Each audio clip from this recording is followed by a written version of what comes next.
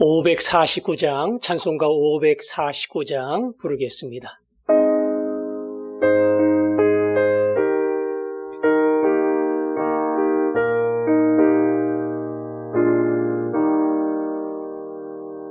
내 주여 뜻대로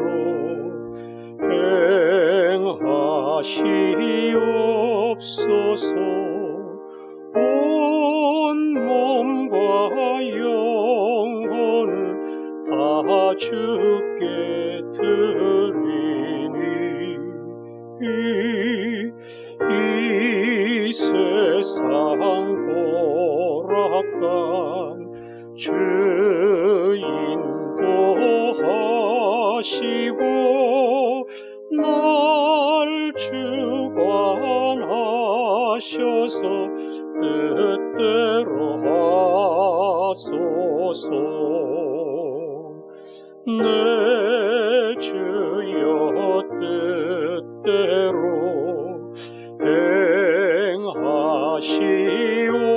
행하시옵소서. 큰 근심 중에도 낙심케 마소서. 주님 도때로는 옳기도 하셨네.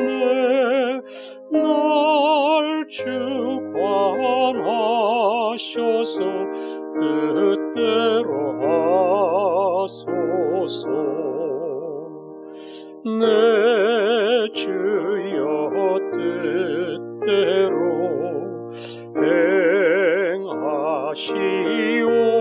행하시옵소서. 내 모든 일들을 다 주께 맡기고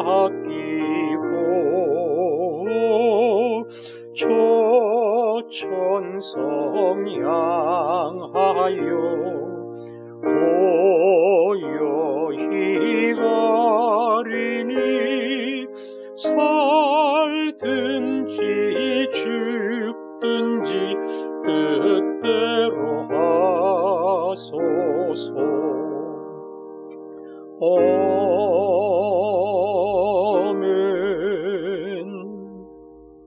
아멘. 이번 주간부터 조금 더 완화된 거리 두기가 유지가 됩니다.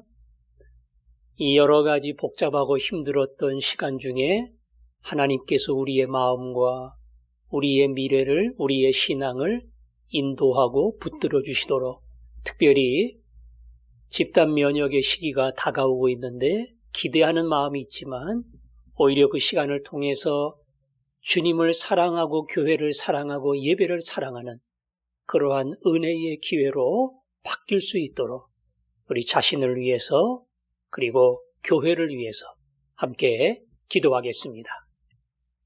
아버지 하나님, 종의 인생을 붙드시고 오늘까지 인도해 주셔서 감사합니다.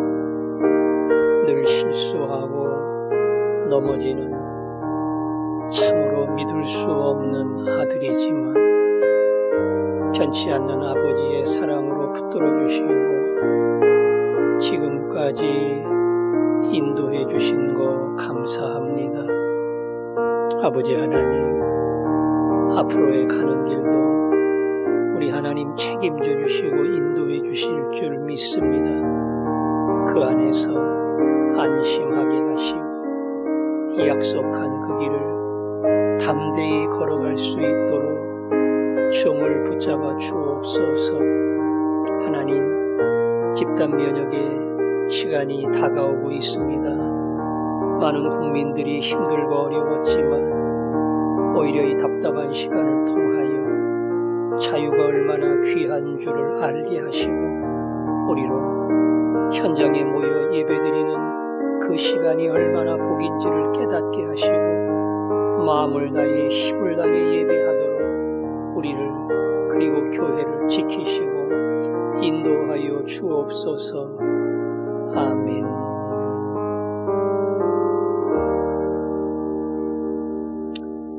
답답하고 힘든 시간을 살아가지만 변함없는 주의 손길이 우리를 붙드시고 인도해 주시는 줄 믿습니다.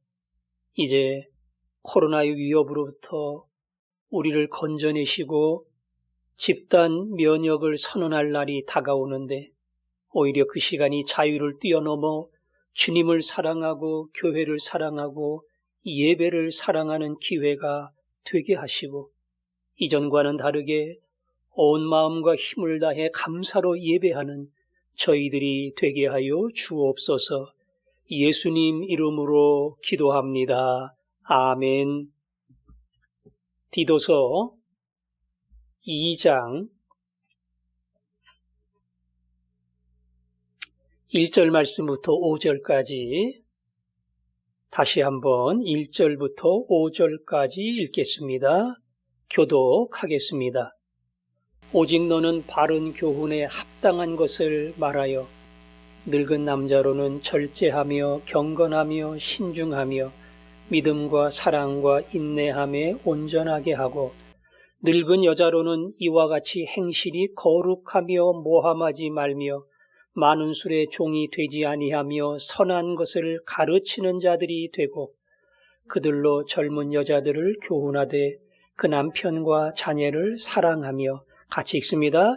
신중하며 순전하며 집안일을 하며 선하며 자기 남편에게 복종하게 하라. 이는 하나님의 말씀이 비방을 받지 않게 하려 함이라. 아멘. 2장부터는 그레데 섬에서 목양하는 디도를 향해서 교회의 일꾼을 세우는 그 중요성을 강조하고 더 나아가 그들을 어떻게 신실한 그리스도의 일꾼으로 키워내며 섬기게 할 것인가 하나하나 조금 더 세밀하게 이야기를 합니다. 지난번에 늙은 남자로는 신앙생활을 오래 한 그리고 경륜이 있는 연세가 많은 그런 남성도들을 어떻게 세워갈 것인가 거기에 대해서 이야기했고 오늘은 3절에 늙은 여자로는 이것도 연세가 많고 교회 생활을 오래 한 믿음의 이력이 오래된 여성도들을 가리키는 겁니다. 오늘로 말하면 연세가 드신 권사님이나 혹은 나이가 드신 여집사님이나 이렇게 신앙생활을 20년, 30년 오래 한 분들, 이들은 이런 사람이 되어야 한다. 그들의 마땅한 모습에 대해서 오늘 디도에게 가르치고 있습니다. 자, 3절에 늙은 여자로는 이와 같이 그랬지요. 이와 같이 하는 것은 위에 늙은 남자들이 해야 될 마땅한 자리와 책임이 있는 것처럼 늙은 여자들도 동일하게 지켜야 될 자리가 있다. 첫 번째, 행실이 거룩하며 거룩이라는 단어는 항상 예수님을 담는 겁니다. 하나님을 배워가는 겁니다. 행실이 거룩하며 이 말은 행위가 거룩하며 생활이 거룩하며 그런 뜻이니까요. 다시 말하면 말만 앞서고 행실이 따라오지 않는 그런 사람이 아니고 말한 대로 자신이 먼저 살아가는 사람. 예수님이 그렇게 사셨고 자기의 삶에 대해서 항상 신앙의 고백대로 자기가 믿는 성경의 도리대로 살아가려고 애를 쓰는 사람. 예수 안에서 나이가 든 사람들은 신앙의 경륜만큼이나 그 삶의 행동에 진정한 변화가 진전이 있어야 한다. 이게 행실이 거룩하며 그 뜻입니다.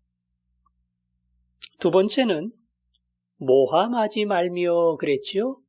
모함이라고 하는 것은 말로 수군수군대고 부정적인 이야기를 하고 깎아내리는 말을 하고 그런 거예요. 그런 거 하지를 말라는 겁니다. 재밌는 것은 이 디모데 전서나 디도나 이렇게 말씀을 보다 보면 특별히 여성도에게 권면하는 말씀 중에 이 모함에 관한 이야기가 포함이 되어 있어요. 말로, 입술로 얼마든지 우리는 실수하고 넘어질 수 있고, 특별히 그 일은 남성보다는 여성에게 자주 일어나는 거기 때문에 그 사람이 없다 할지라도 내가 그 사람에 대해서 어떤 말을 해야 되는가, 그 사람이 과연 내 앞에 있다면 내가 이 말을 할 수 있을까, 자기 입술을 자제할 줄 알고 해야 할 말만 할 수 있고, 숨어서 말하고 뒤에서 말하는 자가 아니라 얼마든지 본인 앞에서도 당당하게 이야기할 수 있는 자기 입을 다스리는 자가 되어야 한다. 예수를 믿은 지 오래됐는데 자기 입술을 다스리지 못하는 자, 그래서 봉사는 많이 하고 일은 열심히 하는데 그 입술 때문에 오히려 그의 수고와 그의 헌신이 어찌 보면 인정받지 못하는 그런 일이 얼마든지 있을 수 있다는 겁니다. 그래서 자기 입술을 다스리는 사람, 너무 말을 많이 하지 않고 해야 할 말만 하는 사람, 본인이 없더라도 부정적이고 깎아내리는 말이 아니라 그 사람을 인정해주고 세워주는 말을 할 줄 아는 사람. 믿음의 늙은 여자들은 이것을 배우고 이렇게 살아야 한다. 세 번째는 많은 술의 종이 되지 아니하며 그랬죠. 술이라고 하는 것은 남성에게 해당되는 말처럼 보이는데 여기는 여성도에게 많은 술의 종이 되지 말라 이렇게 이야기했습니다. 당시 포도주는 음료수에 해당이 될 만큼 유럽의 어떤 팔레스타인의 물은 대한민국의 물처럼 먹을 만한 물이 아니기 때문에 와인으로 만들어서 많은 사람들이 즐겼습니다. 그러니까 포도주는 그 당시에 술이라고 할 수 없을 만큼 그냥 흔한 음료처럼 마셨습니다. 요즘도 와인 그러면 술처럼 생각하지 않는 그런 분들도 있고, 맥주 하면은 뭐 독일 사람들도 음료수처럼 맥주를 마시는데 이렇게 생각하면 뭐 맥주 자체도 그렇게 신앙에 문제되지는 않는다, 뭐 이런 생각을 하시는 분들이 있고요. 소주나 독주나 이런 거는 모르겠지만 와인이나 맥주나 뭐 요 정도는 신앙인으로서 그것을 그렇게 문제 삼고 혹은 부담을 가지고 죄의식을 가질 필요가 없다, 이런 생각을 하기도 합니다. 제가 목사로서 뭐는 괜찮다, 뭐는 안 된다 이렇게 말하기는 쉽지 않지만 오늘 성경은 말하기를 많은 술이라 그랬죠. 많은 술. 그리고 종이 되지 말라 그랬습니다. 종이 되지 말라.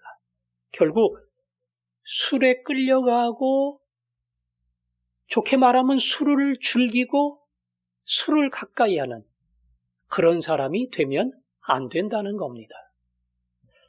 자기 몸을 위해서 바울은 디모데에게 위장을 위해서 포도주를 사용하라 이렇게 말을 한 것처럼 내게 도움이 된다면, 그것이 잠자는 데 도움을 줄 수 있다면 뭐 그러면 얼마든지 먹을 수 있겠지요. 혹 그런 게 아니더라도 음료처럼 내가 뭐 한 잔 마신다, 뭐 그걸 가지고 이렇다 저렇다 말하기는 어려울 겁니다. 문제는 술에 끌려가고 술에 종이 되는 사람.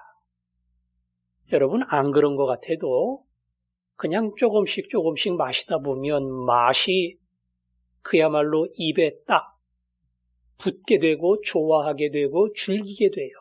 따라서 그 술에 대해서 사실은 우리 대한민국 사람은 절제하는 게 제일 좋은 신앙의 방법이고 내게 도움이 된다 생각하는 정도만 하면은 좋아요. 아니, 세상에 문제 일으키고 폭행하고 음주운전하고 그 사람들의 핑계가 다 뭡니까? 술 때문에 기억이 안 난다, 아무것도 모른다. 그러니까 술이 얼마나 무서워요.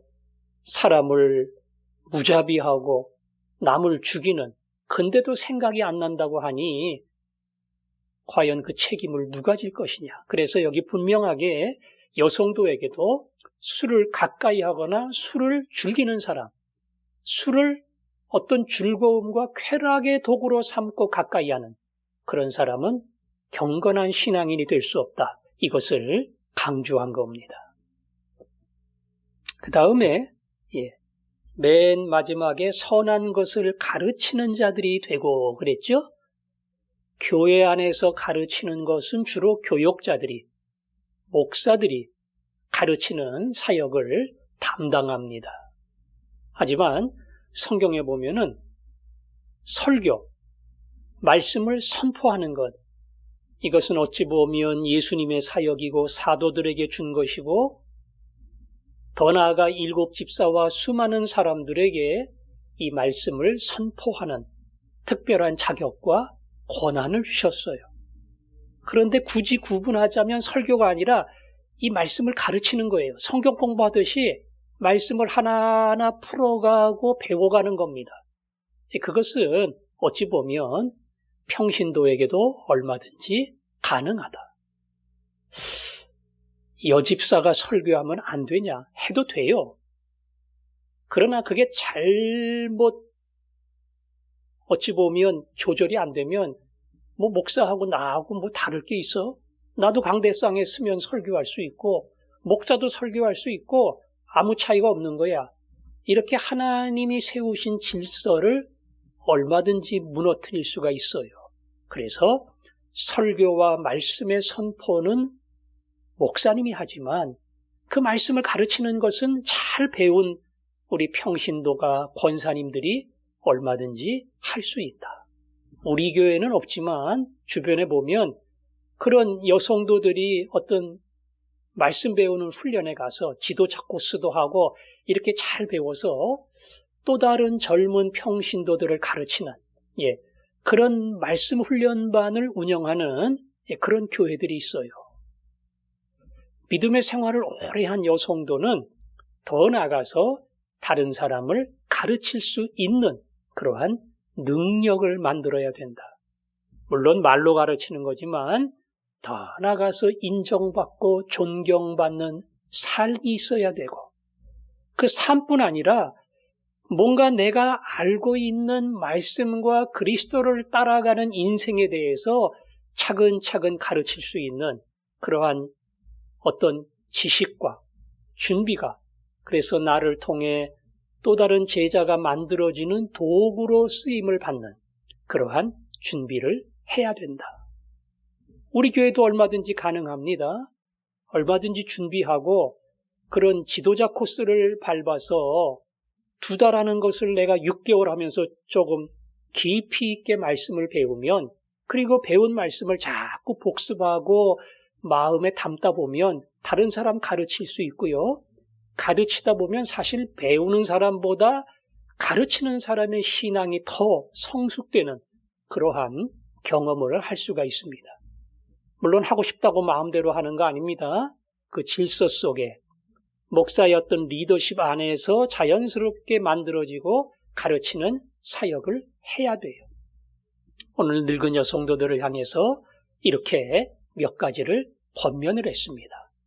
예수님을 닮아 살려고 하는 행동이 있어야 되고 자기 입술을 다스릴 줄 알아야 하고 더 나아가 술이라고 하는 쾌락에 조금이라도 끌려가는 자가 되지 아니하고 그리고 다른 사람을 이끌고 가르칠 수 있는 준비까지 하는 것 이것이 믿음 생활을 오래 한 여성도들의 마땅한 자세다. 새벽 기도회에 참여하신 분들 중에는 벌써 한 20년, 30년 신앙생활을 오래 하신 분들이 있습니다. 아무 변화 없이 하는 게 아니라 오늘 이 말씀처럼 점점 자라가고 내 모습을 통해 내 입술을 통해 혹은 가장과 총무로서 다른 사람들을 이끌어갈 수 있는 그런 믿음, 그런 지혜를 여러분 모두에게 주시기를 주님의 이름으로 축원합니다.